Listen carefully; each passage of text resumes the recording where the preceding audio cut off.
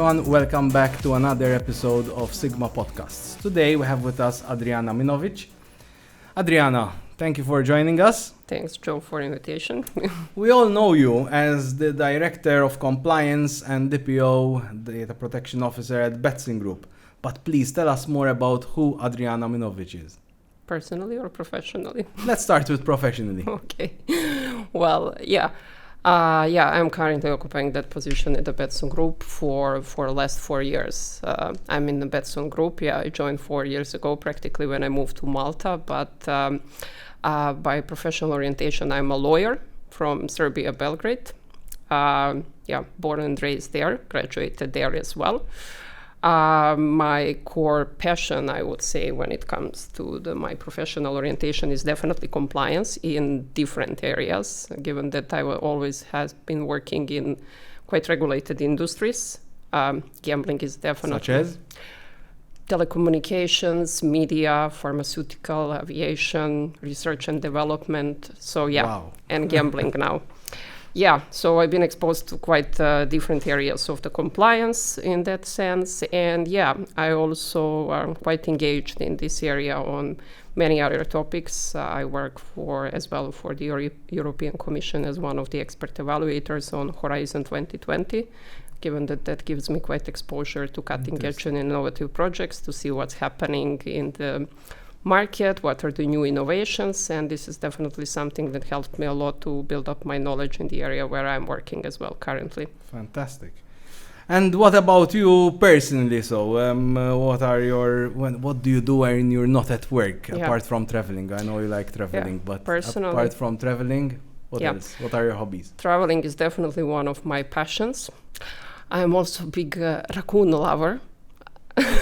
Yes, might come as a surprise. I need to plan my trip either to Russia or to Canada because I need to get one raccoon. I don't know how, but I love them. Yes. Apart from that, I love Latin dances. I was dancing Latin dances for years. Okay. Yeah, I love painting as well. I was painting. Okay. I have to say that you have a lot of free time. That's the point. That's the point. When I started practicing law a bit more serious, unfortunately, that passion started, fading. Yes. So now I'm more focused on visiting the exhibitions rather than painting, and enjoying dancing and singing when I'm going out rather than having really time for that. But I try from time to time still to find the time. Good. So you've been in Malta for 4 years now. As an expat working in the gambling industry in Malta, what are the pros and cons of moving here? Do you recommend to other people from Serbia or wherever to actually move to Malta and experience this industry here? Yeah. Well, at the time when I was deciding to move here, I remember I had two options. One was Oslo, the other was Malta.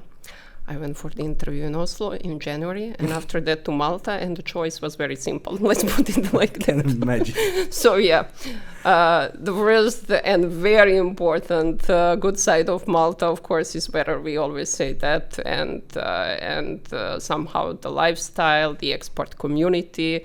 I find it quite easily to integrate here in that sense because it's very multicultural in that sense, and it's very easygoing. People are quite social, so I think this is one of the very positive sides of Malta. The other side, of course, is the gaming industry. It's a hub for the gaming industry, and I have to say, when I was changing from my previous job, because at that time I was in pharmaceutical, my old colleagues thought that I'm mental because telling your pharmaceutical colleagues that you're moving to gambling, they were like, first, do you have ethical concerns? Which kind of a bit off saying when you're in pharma, but anyway. And second, it was not perceived as a serious industry, especially comparing to pharma. But I would say that it was definitely one of the best choices because, in all fairness, comparing to all my previous work experience, I think gambling industry is the industry with the most complex relationship of the compliance issues. In none of other regulated industries, you have so broad compliance. In other industries, compliance in many... In fact, I believe you can only compare it to the financial services industry nowadays. But even in financial services, you are more focused on AML, on fraud, regulatory part, yes. But here, it's everything. Practically all the compliance areas that I experienced in all other industries are here, except for the antitrust and competition. That's the only thing that I would say it's not the topic in the gambling, but everything else is here, from IP, from marketing restrictions, from AML, from data protection, from anti-corruption, from whistleblowing as well, from everything practically. So working in the compliance here really gives you the exposure that you will rarely find in other industries. And that's why I think dealing with the compliance in gambling is definitely a different level of the compliance.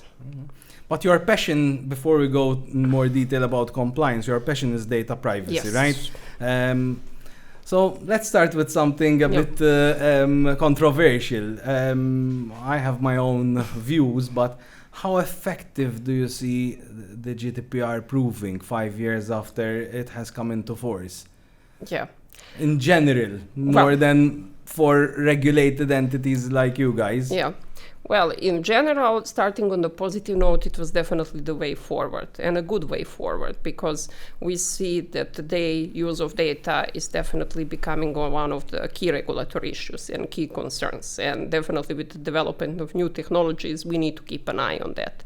So I think GDPR was definitely necessary at that time to raise the awareness and to start dealing with protection of personal data and privacy in a bit different way, especially to integrate it a bit more into the business practices, because so far it was mainly human rights concern and quite theoretical and not something that was so tangible for every company.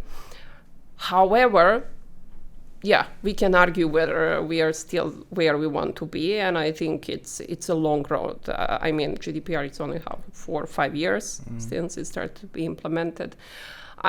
What I personally don't like is that I think we are moving too much in the areas of formalities and satisfying some formal requirements, which doesn't make the actual any effect. Yes. While my biggest concern is that this is one of the few laws that we have in Europe that have reached outside of the European territory, in the sense that wherever you're located, if you want to offer a service to a European resident, you need to comply with GDPR. Yes. But are the non-EU companies complying with GDPR? Yes, that's the thing of the enforcement. I think it's still quite difficult, and I still don't think we are there in that sense. So we're basically putting our own operators that are regulated and based in Europe at a disadvantage, because we're not really taking action against those that are outside. Unfortunately, European operators are in much more difficult position because of the enforcement. But the good thing that is happening due to the GDPR is that the other countries are replicating the same framework. I know in Africa, I believe, there are some countries that have replicated it completely. Copy-pasting. I mean, we still see quite a big difference between the US approach and European approach. And this is, I think, the gap that we need to bridge somehow. Well, I would say that the American approach is always a bit more pragmatic on really the actual implications. Yeah, well, in the Europe, we are a bit more strict with the formalities, and that's why I said I think we went into the areas where too much insisting on certain formalities without understanding the practical implications. And in all fairness, GDPR is, in my opinion, why I love it and why it's my passion, is one of the most complex regulatory compliance mechanisms because of two reasons. First, it doesn't tell you explicitly what to do. It's a principle-based regulation, and it gives you few choices, and it's very difficult to make these choices. And second, it's very factual-based. You cannot be GDPR compliant with a set of policies. It's really connected to the bottom line, to the facts, how your business operates, where it stores data, who has the access of data.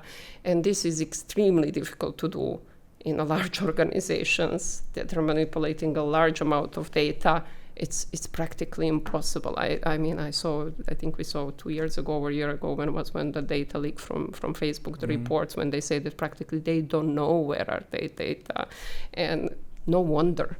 I mean, yeah, true.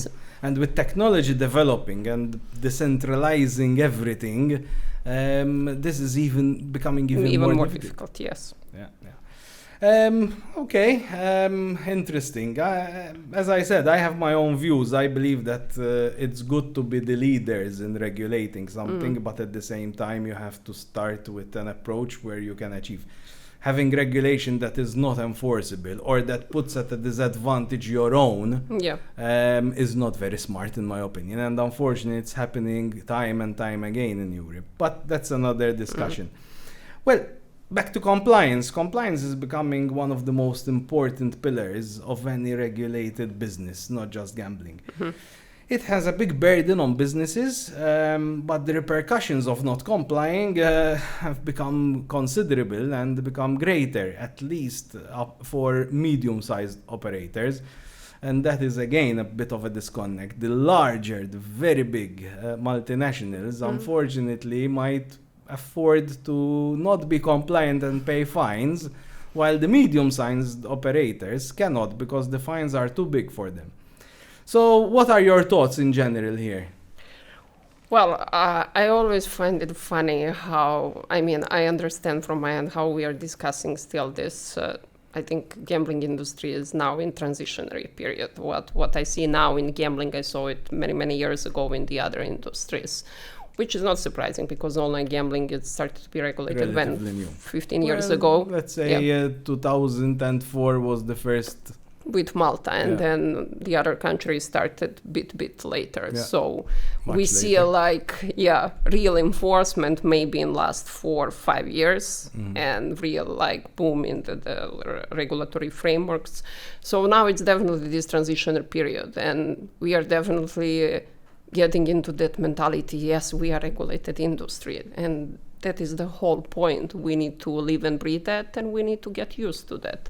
What will happen for sure in forthcoming period is like in any regulated market. You will have few big operators who can afford, as you said, the costs of the compliance and the burdens of the regulations, because all regulated markets are quite concentrated. And smaller ones will need to be very innovative to stay on the market. And this is practically, as you see in all other markets which are regulated, this is what is practically happening. Okay, very interesting. And how are technologies assisting gambling companies to comply?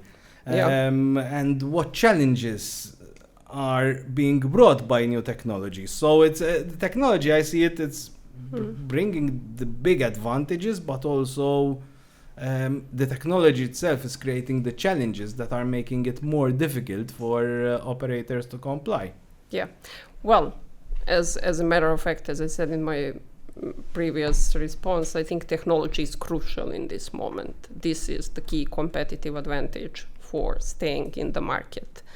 Because as I said at the beginning, compliance in the gambling industry is super complex. It includes a lot of different intersected issues.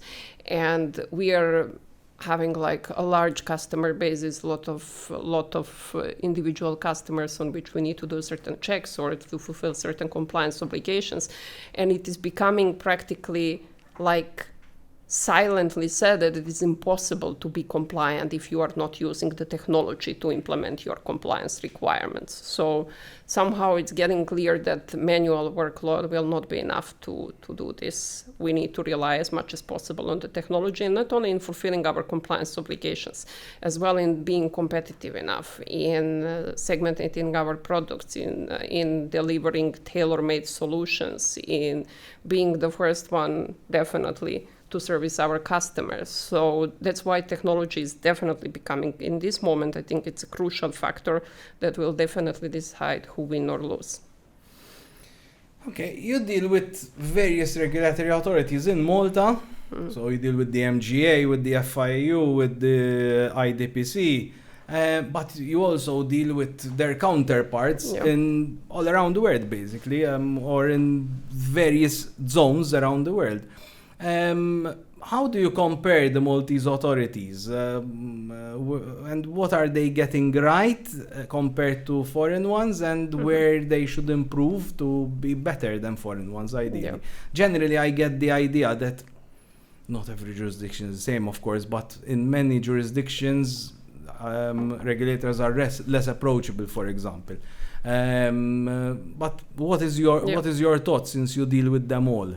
No, definitely. I mean, in Malta, one of the biggest advantages is that authorities are quite open-minded, in the sense they have open dialogue as well with the operators and with the other companies. So it's very easy to approach them, it's very easy to discuss, and they seek proactively the views of the industry, especially when they are introducing new measures or changing new measures. So I think they really have that perspective. But I think the biggest, I would say, advantage here is, I think this is one of the rare jurisdictions where I don't feel gambling being stigmatized. It's a business like any other business, and that's how it should be. I mean, if we allow gambling, if we create a regulatory framework, if we give the licenses, we then need to give the fair treatment as like any other industries. And I believe there's also the fact that there's legal certainty in various aspects as well. It helps a lot. But in terms of regulators, also what I see is that they are very tech savvy in general. So when you're dealing with an authority in Malta, usually if you're coming up with a new product, they grasp it easily because they're used to seeing new technologies. When you're dealing with foreign regulators, sometimes they immediately put a wall because they are afraid of the new innovative technology you're introducing. So I see that as a very big... That's as well one of very huge benefits here, because Malta is somehow trying to be at the forefront of the technology, not only in gambling, but in blockchain, in financial sector, in crypto as well. So they're really trying to be there and practically catch up with all these innovations, because I think the worst thing that can happen is definitely blocking the technological development, because we don't know what to do in this moment. So let's sit down and think about until we see how we will regulate certain aspects, as it is happening now in the other parts of the world. So I think in that sense, Malta is a bit more pragmatic and trying to allow technological development, but still trying to keep the legal certainty and some regulatory framework that will allow further development of the technology. So one last thing from you, Adriana. Why should people come to Malta in November for SiGMA? Yes. Well, first, from my nerdy side is conference, of course. That's my favorite part. Which is obviously hosted by WH Park. Yes, of course. So definitely the conference, because I always enjoy the topics that are in the conference. I always enjoy the different type of the speakers. There is a lot of informative and very good quality content, and of course it's very good for us as a professionals for networking. But also I would say exhibition as well, although for me sometimes it can get a bit too much.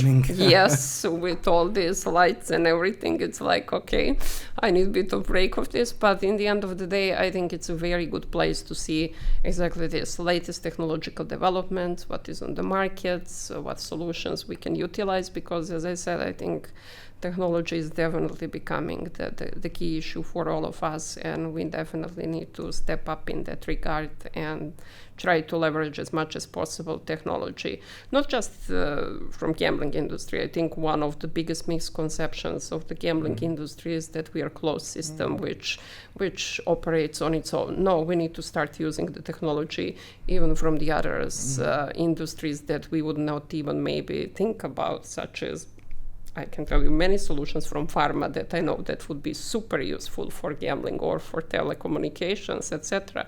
So this is what we really need to start doing, and I see that already happening, because in the last few fairs I see quite a few companies from other industries which are trying to practically use their solutions even on this market, which I think it's quite a positive move forward, because that's, I think, where you're getting the the biggest exposure and where you need to step up is to try to use solutions that are already in the other industries, not just to stay in your own ecosystem, because in the end of the day, we are part of the much bigger picture.